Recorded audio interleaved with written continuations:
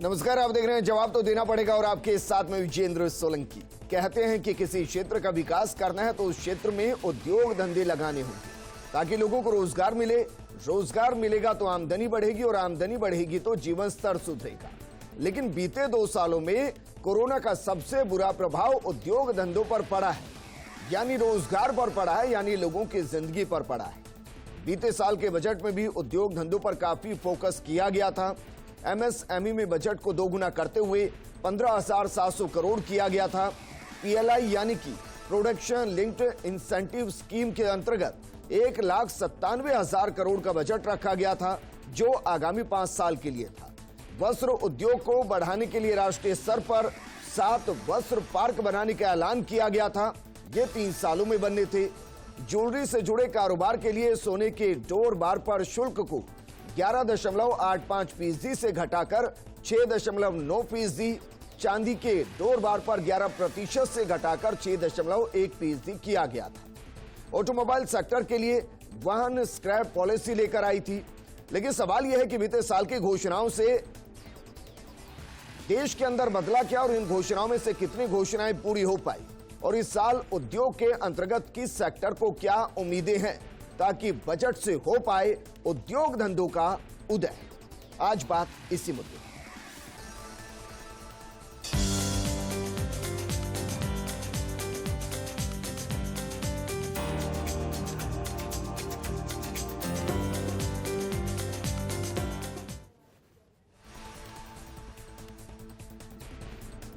उद्योग धंधे मजबूत होने से न सिर्फ अर्थव्यवस्था मजबूत होती है बल्कि देश भी मजबूत होता है।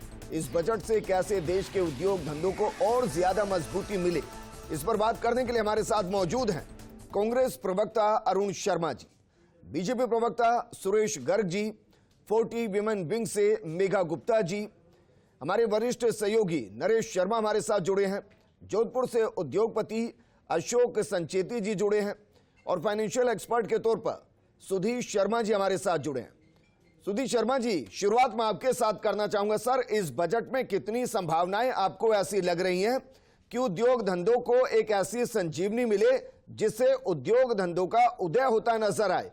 और उद्योग धंधों में भी अलग अलग सेक्टर होते हैं सर, किस सेक्टर पर फोकस हो सकता है?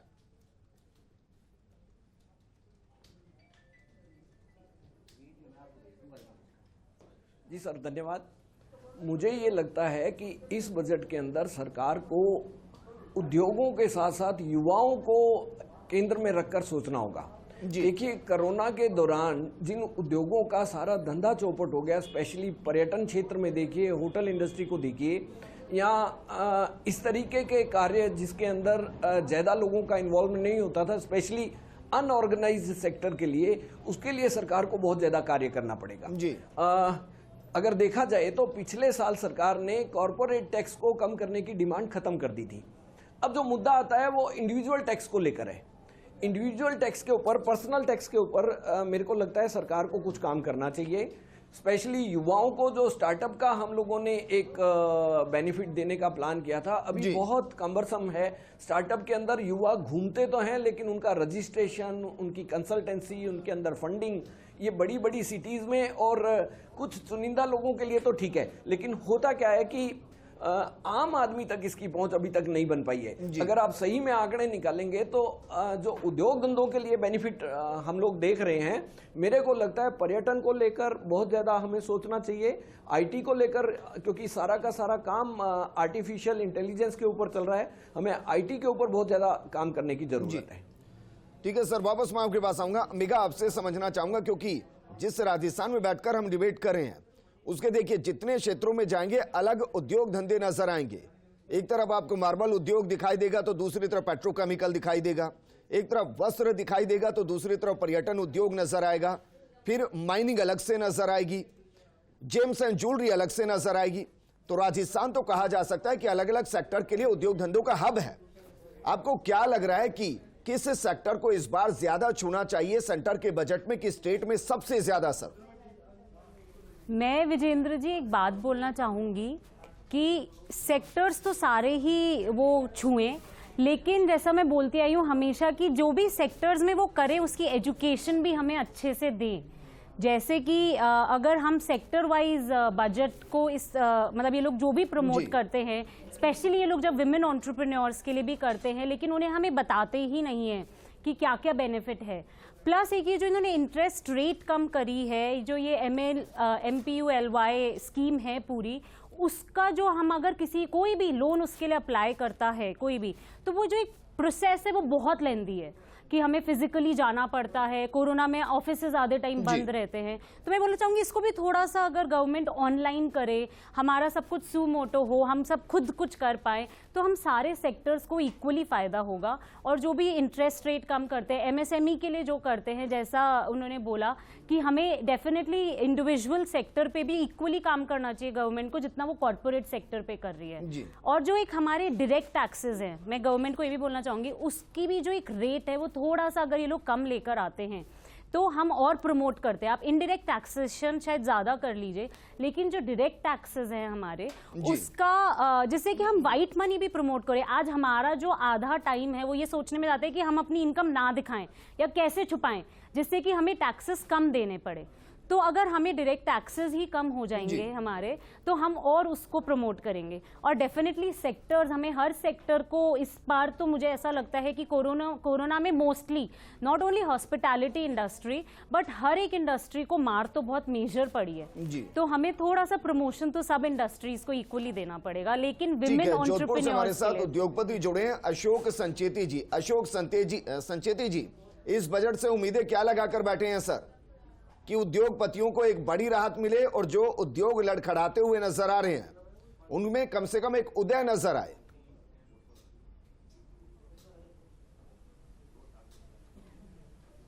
विजेंद्र जी, जैसा कि केंद्र सरकार ने पिछले बजट में 7 मेगा टेक्सटाइल पार्क का आह्वान किया था जी, तो मेरी केंद्र सरकार से ये गुजारिश रहेगी कि उसमें से एक मेगा टेक्सटाइल पार्क राजस्थान को मिले, और उसके बाद राजस्थान सरकार इसको जोधपुर के आसपास कहीं लगाए तो पाली, बालोतरा, जोधपुर के लिए बहुत बड़ा केंद्र ये बनेगा और यहाँ लाखों लोगों का रोजगार मिलेगा जी। दूसरा, मेरा एक और केंद्र सरकार से निवेदन है कि जो PLI स्कीम है वो हर डिस्ट्रिक्ट में लागू होनी चाहिए, चाहे वो नागौर हो, बीकानेर हो, जोधपुर हो, हर डिस्ट्रिक्ट में PLI स्कीम से उद्योग लगे। और MSME को PLI से कैसे फायदा मिले जी। अभी PLI से बड़े उद्योगों को फायदा मिल रहा है।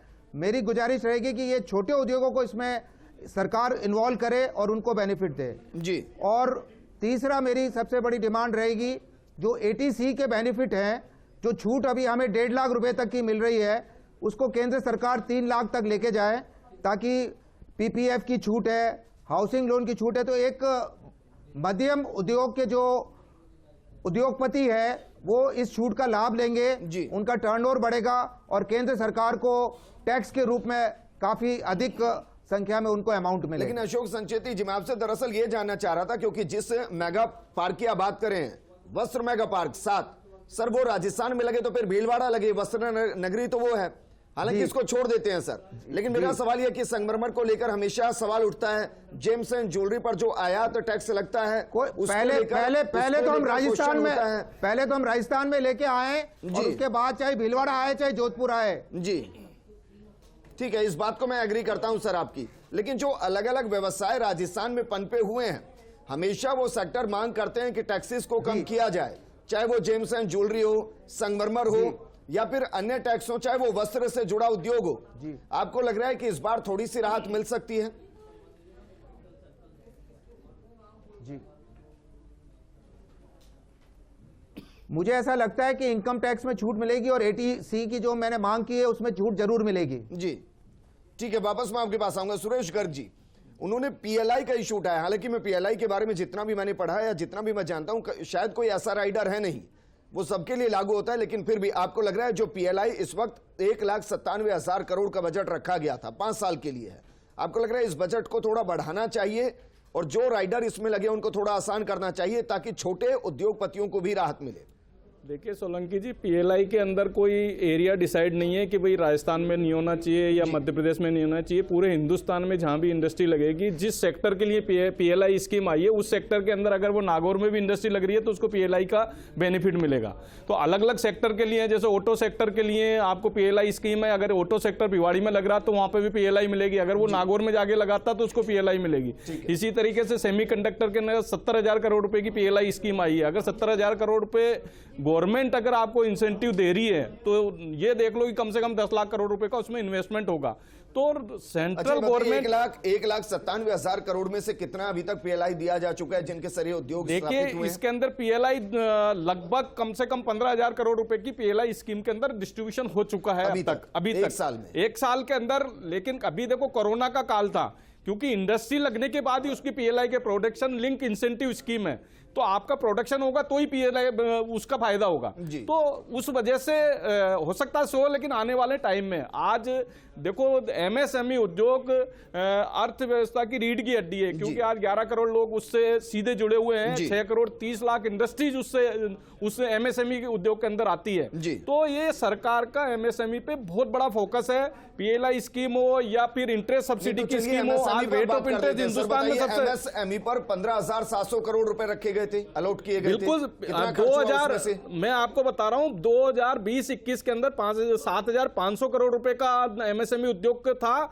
उसको बढ़ाकर डबल करके 15,700 करोड़ रुपए किए। और जो अब 22-23 का जो बजट आ रहा है उसके अंदर हो सकता है कि 15,000 करोड़ रुपए से बढ़ा के 20,000 या 25,000 करोड़ रुपए कर दिए जाए। तो मेरा सवाल यह कि दिया कितना है, वो पूरा की पूरा यूज हुआ कर दीजिए। जो सेंट्रल गवर्नमेंट ने जो अनाउंसमेंट किया है वो पूरा की पूरा एमएसएमई उद्योग को दिया है। ऐसा नहीं है कि उसमें किसी तरीके की कटौती की गई है। सेंट्रल गवर्नमेंट जो भी स्कीम लाती है वो धरातल पर लाती है।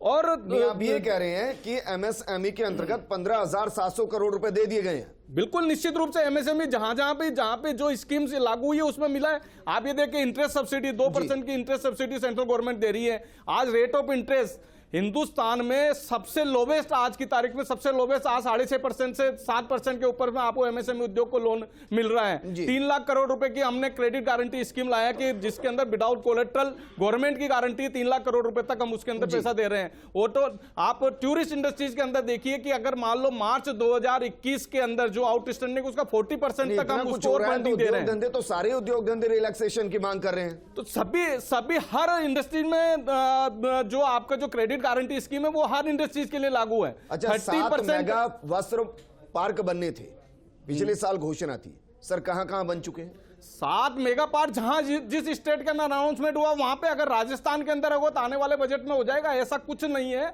जहां के लिए अनाउंसमेंट हुआ तो वहां पे टेक्सटाइल पार्क आ रहा है, ऐसा कुछ नहीं है। लेकिन सेंट्रल गवर्नमेंट की जो भी स्कीम है 3 साल का टाइम था उसके लिए, धरातल पर आती है और वो लागू होती है। नहीं, 3 साल का टाइम था उसके लिए, लेकिन फिर भी कहीं तो शुरू हुए होंगे। महाराष्ट्र के अंदर है, गुजरात के अंदर है, यूपी के अंदर है, वहां पे टेक्सटाइल पार्क आ रहे हैं। राजस्थान के अंदर की बात कर रहे हैं ना सर आप? राजस्थान के अंदर भी निश्चित रूप से टेक्सटाइल पार्क आएगा और राजस्थान की जैसे मार्बल इंडस्ट्रीज है या टेक्सटाइल इंडस्ट्रीज है उनको बेनिफिट्स होगा।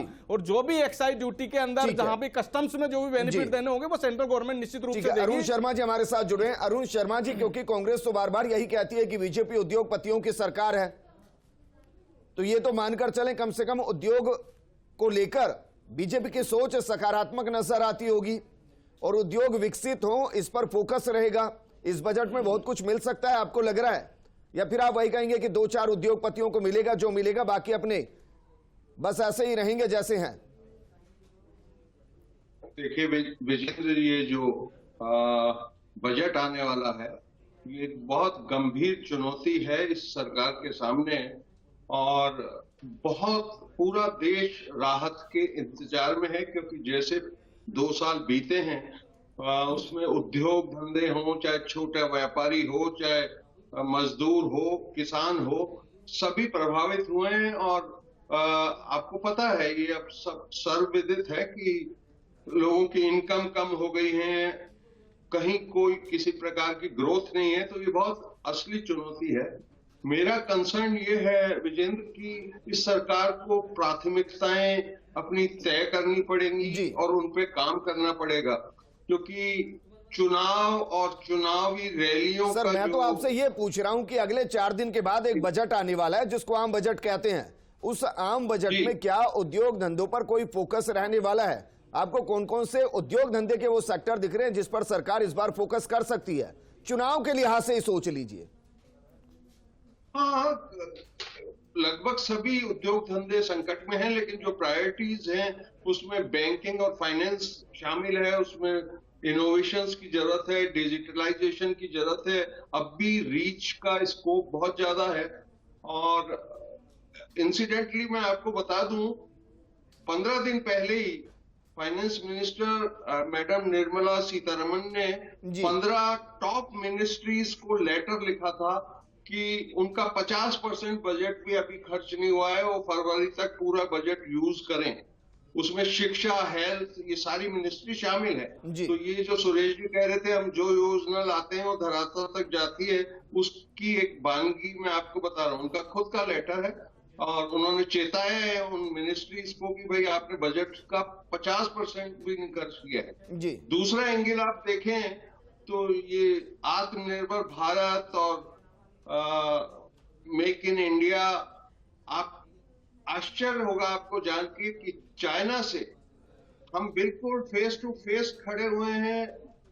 कॉन्फ्लिक्ट चल रहा है, 30% ग्रोथ है इंपोर्ट में। चाइना से जो हमको माल आता है उसमें 30% की ग्रोथ है। तो इस सरकार से फिर निवेदन रहेगा, रिक्वेस्ट रहेगी, जरूरत है देश की कि ये जो नारा है उसको वाकई इंप्लीमेंट करें, मैन्युफैक्चरिंग लोगों की हेल्प करें। ठीक है नरेश, आपसे मैं समझना चाहूंगा, क्योंकि उद्योग धंधे वाकई में रीढ़ की हड्डी है। क्योंकि जब एक उद्योग कहीं पर स्थापित होता है वो कई आयामों को खोलता है। घोषणाएं बहुत की गई हैं और वो घोषणाएं इस तरीके से भी की गई है कि आदमी खुद स्किल्ड हो, छोटे छोटे रोजगार स्थापित हो, और वो चाहे 5 लोगों को रोजगार दे, उस पर सरकार का फोकस रहा है। आपको लग रहा है कि MSME, स्किल इंडिया, इस तरीके के जो प्रोजेक्ट हैं, जो योजना है, उस पर इस बार बहुत ज्यादा पैसा इन्वेस्ट किया जा सकता है क्योंकि बेरोजगारी बहुत बड़ी है, इस पर फोकस हो सकता है? विजेंद्र, देखिए MSME पे ही फोकस रखना पड़ेगा, क्योंकि पिछले 2 साल में अभी तमाम जो पैनल में बैठे हैं वो भी इस बात से सहमत होंगे कि जो कोरोना काल है उससे सबसे ज़्यादा प्रभावित कौन हुआ है? छोटे उद्योगपति, और जिनके ये कहे कि जो इंडिविजुअल जो इंडस्ट्रीज है वो इसमें प्रभावित हुए हैं। तो उनको बूस्टर डोज उनको ज़रूरत है। एक जो हम बूस्टर डोज की लगातार बात कर रहे हैं, अब चूँकि वापस अगर पटरी पे आना है, चाहे प्रदेश की बात कर ले, राजस्थान के लिहाज से बात कर ले, पूरे देश की बात करें बजट की, तो कम से कम ऐसे छोटे उद्योग धंधे वाले जो लोग हैं जिन्होंने लगभग बर्बाद हो चुके थे इन 2 सालों में, उनके उद्योग धंधे ठप हो गए। जो 5-10 लोगों को जो आप रोजगार की बात करेंगे वो रोजगार देते थे, उस स्थिति में नहीं रहे। तो उनको अगर उसी स्थिति में लाना है तो सोचना भी उनके जैसा होगा कि उनको फिर से जो उसी पटरी पे लाए, उनको फिर से एक बूस्टर दे। उसके लिए क्या किया जा सकता है? क्योंकि देखिए जो बड़े इंडस्ट्रियलिस्ट हैं, आप भी पढ़ते हैं, हम भी पढ़ते हैं कि कोरोना काल में भी काफ़ी मुनाफा कमाया है, लेकिन छोटे इंडस्ट्री वाले हैं उनका क्या हुआ? तो ऐसे में अगर फिर से हमें जिस बात कर रहे हैं कि भारत विकास की जो है उस पर दौड़ेगा, और प्रदेश है राजस्थान की बात कर ले विकास पे दौड़ेगा, तो ये तभी संभव हो पाएगा छोटे उद्योग धंधे वालों पे सोचेंगे। उनको लेकर, उनको ध्यान में रखते हुए अगर योजनाएं लाई जाएगी, उनको ध्यान में रखते हुए, चाहे वो स्किल इंडिया की बात करें, चाहे और डिजिटलाइजेशन की बात करें। और बड़ी चीज़ ये है कि कितने भी उद्योग धंधे आप लगाएं, जब तक एक सिंगल विंडो सिस्टम नहीं होगा, ये एक बड़ी दिक्कत आती है। सिंगल विंडो सिस्टम है, डिजिटलाइजेशन की बात है, इन तमाम चीज़ों पे ही फोकस करना होगा। अगर अब आप चूँकि राजस्थान से भी जोड़ के हम बात करना चाहें तो देखिए राजस्थान सबसे बड़ा राज्य है और यहाँ की जो परिस्थितियाँ है वो अन्य राज्यों से अलग है। तो सबकी उम्मीद ये है कि राजस्थान के लिए इस बजट में क्या होगा। तो एक जो बड़ी मांग है वो लगातार रही है, एक तो राजस्थान को विशेष राज्य की श्रेणी में लाया जाए, क्योंकि जब वो विशेष राज्य की श्रेणी में आता है तो योजनाएं अलग तरह से लागू होती है, केंद्र का जो पैसा है वो ज़्यादा मिलता है। क्योंकि जब भौगोलिक परिस्थितियां अलग तरह की होती है तो देखिए कोई भी एक प्रोजेक्ट, सेम प्रोजेक्ट अगर राजस्थान में लागू करना है तो उसमें अलग बजट आएगा। वही प्रोजेक्ट कोई ऐसे राज्य में लागू करना है कि जहाँ छितरी हुई जनसंख्या नहीं है, वहाँ पे कम लागत होगी। तो ऐसे में राजस्थान की जो भौगोलिक परिस्थितियाँ है उसको देख के भी फैसला करना होगा। नहीं, लेकिन इसमें भी तो ये है ना नरेश जी की घोषणा हो जाएगी, लेकिन अगले 2 साल में उसको एग्जीक्यूट करेंगे या घोषणाएं गायब हो जाएगी। घोषणाएं तो हमने देखी थी नीर प्लांट लगाने की, घोषणा तो हुई थी मैम कोच फैक्ट्री लगाने की, लेकिन कहाँ गई? देखिए विजेंद्र, इसीलिए मैंने कहा कि सिर्फ घोषणा नहीं बल्कि एक पूरा परिदृश्य देखना होगा कि अगर राजस्थान को विशेष राज्य की श्रेणी में लाया जाता है तो फिर यहाँ पे अलग तरह से काम होंगे। इसलिए छोटी छोटी जो बात हम कर रहे हैं कि ये टैक्स कम होना चाहिए, हर साल होता है, ये टैक्स कम भी होता है, हर साल मांग होती है, हर साल उस पर होती है, और यहाँ इसमें रियायत दे देनी चाहिए, इसमें रियायत, ये हर साल की मांग है, ये अगले साल भी होगा, उसके बाद भी होगा। लेकिन राजस्थान को विशेष राज्य की जो मांग है, क्योंकि अगर ये बनता है, जो अगर प्रधानमंत्री ऐसा करते हैं तो राजस्थान का परिदृश्य बदल सकता है।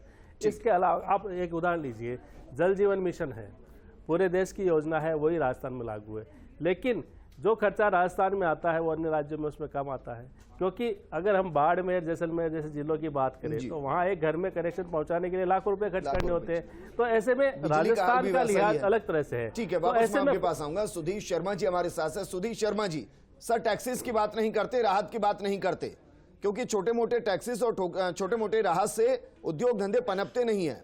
उद्योग धंधे अपने पैरों पर खड़े हो जाएंगे तो टैक्स देने की स्थिति में आ जाते हैं, रोजगार देने की स्थिति में आ जाते हैं। तो उन उद्योग धंधों को जमीन पर लाकर एग्जीक्यूट करें, उसके लिए आपको क्या लग रहा है? आपको लग रहा है कि एमएसएमई में इस बार 15,700 करोड़ से इस बजट को बढ़ाकर 50,000 करोड़ कर दिया जाए, 70,000 करोड़ कर दिया जाए, ताकि जो छोटे उद्योग हैं वो पनपे। छोटे उद्योग पनपेंगे तो गांव धानी कस्बे के अंदर रोजगार उत्पन्न होगा। एक बड़ी फैक्ट्री देगी 600 लोगों को रोजगार, और 600 छोटे उद्योग देंगे 3,000 लोगों को रोजगार। यह आंकड़ा बहुत अलग होता है सर। यस यस यस, मैं अभी इसी के ऊपर चर्चा करने की सोच रहा था कि देखिए, गवर्नमेंट ने एमएसएमई के लिए, पीएलआई के लिए, स्किल इंडिया के लिए, स्किल डेवलपमेंट के लिए, स्टार्टअप के लिए बहुत सारे अलॉटमेंट किए, बहुत सारे अनाउंसमेंट किए और बहुत सारे बजट भी दिए। लेकिन हो क्या रहा है कि धरातल पर ये चीजें उतरने में अभी तकलीफ हो रही है। तो क्यों ना हम राजनीति के साथ में प्रशासन को जुड़ें और हर जिले के कलेक्टर की ये जिम्मेवारी हो कि ये तय करे कि वहां कितना ये पैसा गया है, वहां कितना इस पैसे को काम में लिया गया है। हर जगह पर इसकी अगर मॉनिटरिंग होगी तो मेरे को लगता है कि बड़ा अच्छा होगा। देखिए, स्टार्टअप को लेकर हम लोग देखते हैं, एज ए चार्टर्ड अकाउंटेंट मैं आपको ईमानदारी से बताता हूं, हमारे पास जो भी लोग आते हैं, स्टार्टअप का मतलब ये ले लिया जाता है कि मैं कोई भी नया बिजनेस शुरू कर रहा हूं वो स्टार्टअप है जी, कहने को यही होता है। लेकिन स्टार्टअप शुरू करने के लिए आपको कंपनी रजिस्टर करनी पड़ती है, एलएलपी करना पड़ता है, बहुत सारी तकलीफें आती हैं उसके अंदर। गवर्नमेंट को इसको भी समझना चाहिए। पीएलआई के लिए अगर आपको पीएलआई का फंड गवर्नमेंट से निकलवाना है तो उसके लिए बहुत सारी फॉर्मेलिटीज हैं, और अगर हम जिला मजिस्ट्रेट को या कलेक्टर को उसके लिए पाबंद कर देंगे कि आप अपने जिले की प्रगति को मंथली बताइए, तो उनमें भी एक हेल्दी कंपटीशन आएगा और वो बाकी डिपार्टमेंट्स को इसके लिए प्रेशराइज करेंगे। अभी बेचारे व्यापारी की हालत क्या है साहब, कोरोना के टाइम में बैंकों ने अपने कोटा पूरा करने के लिए उनको एक्स्ट्रा लोन दे दिए 20%, 25%। मंशा गलत नहीं थी। अब हुआ क्या कि कोरोना तो आगे बढ़ गया, लोगों का काम अभी तक बैठा नहीं, अब वो लोगों की प्रॉपर्टी को एक्वायर कर रहे हैं। दूसरी तरफ गवर्नमेंट जो भी टैक्सेशन के अंदर रिलैक्सेशन देती है, देखिए जीएसटी बहुत अच्छा टैक्स लाया गया था, उसमें कोई दो राय नहीं है, लेकिन एक रास्ता गवर्नमेंट को दिखाना चाहिए कि जैसे जैसे जीएसटी बढ़ रहा है, अब देखिए जीएसटी के कलेक्शन को देखिए हर महीने बढ़ रहा है। कोरोना नहीं आता तो मैं कहता हूँ, गारंटेड कहता हूँ कि ये 2 लाख करोड़ क्रॉस कर गया होता पर मंथ। तो गवर्नमेंट को एक लोगों को रास्ता दिखाना चाहिए कि इनडायरेक्ट कलेक्शन, टैक्स का कलेक्शन हमारा इस लेवल पर आ जाएगा तो हम डायरेक्ट टैक्स को धीरे धीरे रिड्यूस कर देंगे, या इनडायरेक्ट टैक्सेस की जो स्लैब्स हैं, जीएसटी की स्लैब्स हैं, उनको कम कर देंगे। कहीं ना कहीं हम लोग इसको प्रोसीजरल बेनिफिट इसके अंदर देंगे, आम आदमी को इसका फायदा पहुंचना चाहिए। घोषणाएं हो रही हैं, सब कुछ हो रहा है, सुनने में बहुत अच्छा लगता है, आम आदमी को कोई फायदा मिल नहीं पा रहा है। सरकार इसके ऊपर सोचे। अगले 2 साल पड़े हैं, आम आदमी को देखिए, टैक्स की 2 स्लैब चल रही है हमारी। सर $5 ट्रिलियन होने के लिए बहुत कुछ करना पड़ेगा, और उसके लिए उद्योग धंधों को तो स्थापित करना ही पड़ेगा, और अगर करना पड़ेगा तो छोटे उद्योगों पर ज्यादा ध्यान देना पड़ेगा। वापस मैं आपके पास आऊंगा, लेकिन वापस आऊंगा सर मैं आपके पास। अशोक संचेती जी, सर उद्योग धंधों को लेकर एक संजीवनी का जिक्र किया जाता है, और वर्तमान 2 सालों में वो संजीवनी हो सकती है कि जो लोन लिए गए हैं उनके ब्याज पर थोड़ी राहत दे दी जाए, या फिर व्यापारी को किसी अलग तरीके से एक मुश्त कंपनसेट कर दिया जाए जिससे वो आगे चलने लगे, जैसे अलग अलग सेक्टर में किया गया। आपको लग रहा है कि ऐसा कुछ इस बार होने की संभावना है? कोई डिमांड इस तरीके की रखी गई है?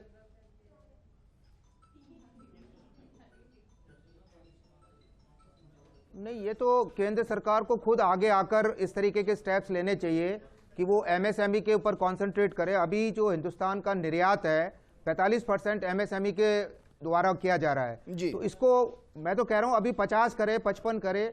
जब 10% आप बढ़ाएंगे तो आपका कॉन्सेंट्रेट रहेगा, उसी के हिसाब से आपको पॉलिसी बनानी पड़ेगी। और हमारी डिमांड किस तो रहेगी हमेशा कि हमको जो लोन मिला है उसको रिस्ट्रक्ट किया जाए और केंद्र सरकार खुद अपने ऊपर एमएसएमई पे कंसंट्रेट करके और किस तरीके से निर्यात बढ़े, तभी ये 5 ट्रिलियन इकोनॉमी तक हम पहुंच पाएंगे। ठीक है मेघा, आपसे मैं फाइनल कमेंट चाहूंगा, उद्योग धंधों के लिए वो कौन सी संजीवनी जो इस बजट में होनी चाहिए? सबसे पहले तो जो इंडस्ट्रीज अभी हमारी इतनी बंद हुई हैं पिछले 2 सालों में, मैं उनको बोलूँगी बिकॉज वो मोस्टली लोन के उस पर ही बंद हुई है, तो उनको एक बार एक इंटरेस्ट फ्री लोन देकर गवर्नमेंट क्यों नहीं पुल बैक करती है और उन सबको वो करती है। जैसा बोला गया है कि एक विशेष राजस्थान को एक विशेष स्टेट का अगर हमें वो मिल जाएगा तो हम जो IIM, IITs और ये लोग बोलते रहे हैं कि हम राजस्थान में उदयपुर में लॉन्च करेंगे, उससे रोजगारी भी बहुत बढ़ेगी और डेफिनेटली बजट में भी हमें बहुत फायदा होगा। सुरेश गर्ग जी, सर उद्योगों को तो हमेशा ही बीजेपी सपोर्ट करती है, लेकिन उद्योग धंधे ये भी सच है कि बीते 2 सालों में बहुत बुरे तरीके से लड़खड़ाए हैं। पिछले बजट से उसको थोड़ा सा खड़ा करने की कोशिश की, लेकिन ओमिक्रॉन की वजह से फिर दिक्कतें सामने आ गई हैं। क्या कुछ बूस्टर डोज या कहें कि मास्टर स्ट्रोक इस बजट में लाने वाले हैं? बिल्कुल, निश्चित रूप से सोलंकी जी, एमएसएमई उद्योग को निश्चित रूप से अच्छी स्कीम्स आएगी और उनको बेनिफिट्स दिए जाएंगे। अभी वर्तमान में भी काफ़ी सारे बेनिफिट्स हैं। आपको क्रेडिट गारंटी स्कीम का 3 लाख करोड़ रुपए का है, रेट ऑफ इंटरेस्ट का है, PLI स्कीम्स है।